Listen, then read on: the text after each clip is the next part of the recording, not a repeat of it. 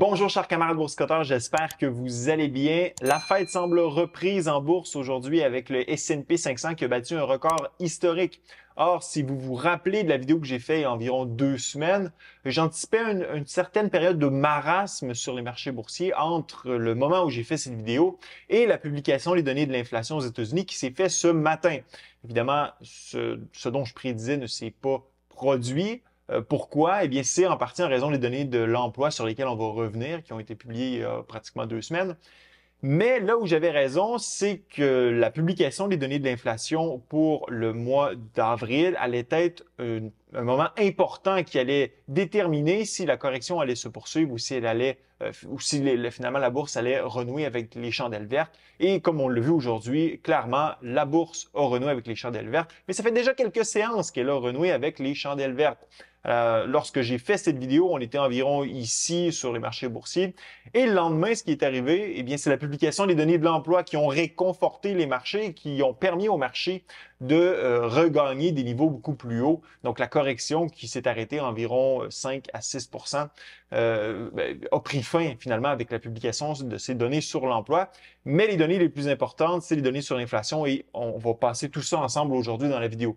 Alors, l'emploi, qu'est-ce qui s'est passé il y a environ 2 semaines? Bien, regardez, la croissance des salaires qui a baissé de 4,1 à 3,9, très encourageant notamment pour les données d'inflation qui étaient à venir.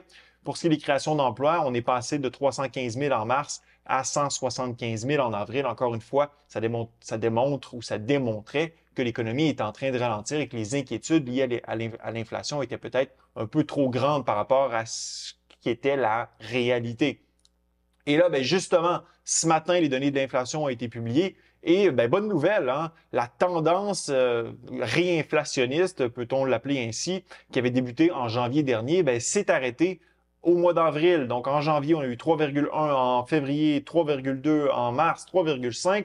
On avait des peurs finalement à l'effet qu'on était en train de réaccélérer du côté de l'inflation, même que la Réserve fédérale américaine, lors de la conférence de presse là, de sa dernière prise de décision de politique monétaire, avait soulevé le point qui avait initialement été comment dire, ignoré, que oui, l'inflation semble être en train de réaccélérer, sans néanmoins mettre trop d'emphase là-dessus.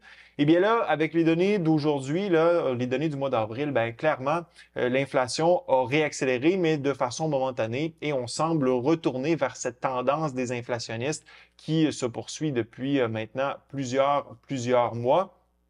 Quoique, clairement, on a atteint une espèce de plateau où on stagne et ça ne sera pas suffisant pour amener la Réserve fédérale américaine à, je dirais, sortir des positions qu'elle maintient actuellement. On va y revenir dans quelques instants. Donc, l'inflation qui redescend, finalement, cette reprise momentanée était peut-être qu'une simple bosse sur la route.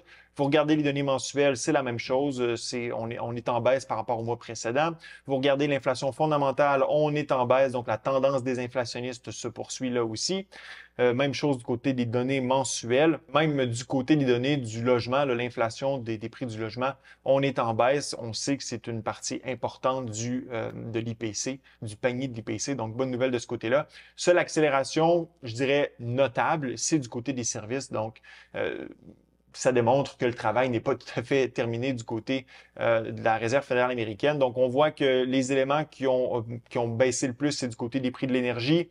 On a vu les services rebondir. On a vu aussi les prix du côté de l'alimentation baisser. Donc, bonne nouvelle de ce côté-là. Les services, vous ne pouviez pas le voir, les voici. Maintenant, si on regarde la tendance à un peu plus long terme, donc sur le 3 mois, le 6 mois, le 12 mois, bien, regardez notre 3 mois ici qui est en train de rebaisser. Donc, on renoue encore une fois avec la tendance des inflationnistes. Notre 6 mois qui, lui, continue sa baisse, c'est-à-dire qu'il est à un point d'inflexion. Pardonnez-moi, c'est la ligne qui est juste ici. Donc, à un point d'inflexion. Et si la tendance là, à la baisse se poursuit, bien, on devrait voir la tendance sur les 6 derniers mois baisser elle aussi. Et les 12 mois, bien, on retourne encore une fois à la baisse. Donc, que des bonnes nouvelles du côté de l'inflation. C'est ce qui a permis au marché boursier de rebondir de la sorte aujourd'hui.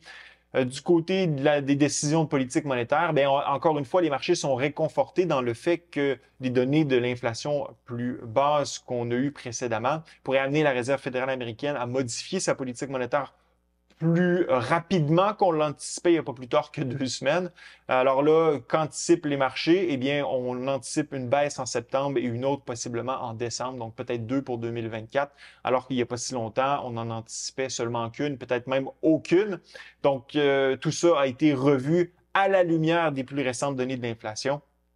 Maintenant, tout n'est pas rose parce que ce matin, on a eu aussi la publication des ventes au détail aux États-Unis et regardez la croissance des ventes au détail en avril par rapport à mars, elle est à 0. Donc, ça démontre que oui, l'inflation ralentit, oui, le marché de l'emploi est en train de se calmer, même s'il se maintient dans une assez bonne posture, on va le voir dans quelques instants. Donc, si l'inflation diminue, ben, c'est aussi parce que les consommateurs consomment moins, la demande est un peu moins forte dans l'économie et ça transparaît dans les données de vente au détail aux États-Unis. L'inflation baisse parce que l'économie ralentit et c'est l'effet de la politique monétaire qui ralentit l'économie. Il ne faut pas oublier ça non plus. Maintenant, tant que le marché de l'emploi va se maintenir et que la tendance des inflationnistes avec laquelle on a renoué ou qu'on semble avoir renoué aujourd'hui va se poursuivre, eh bien, tout est beau sous le soleil et ça va permettre au marché boursier de continuer leur hausse vers de nouveaux sommets, à mon humble avis. Par contre, la question n'est toujours pas résolue du côté de la Réserve fédérale américaine. Où sommes-nous dans le cycle de politique monétaire? Est-ce que l'atterrissage en douceur qui est tant espéré va se concrétiser ou on va finalement finir par frapper un mur, ce qui n'est pas impossible et ce qui pourrait, je dirais, plonger les marchés boursiers vers des niveaux beaucoup plus bas. Donc, finalement, la question, c'est est-ce qu'on est à l'été 2007, à l'aube d'une récession, ou on est à l'été 1995, à l'aube d'un atterrissage en douceur? C'est la question que tout le monde continue de se poser. Maintenant, laissez-moi savoir, dans la zone commentaire si vous pensez qu'on est à l'été 95 ou à l'été 2007. Ça fut un plaisir d'être avec vous. À la prochaine.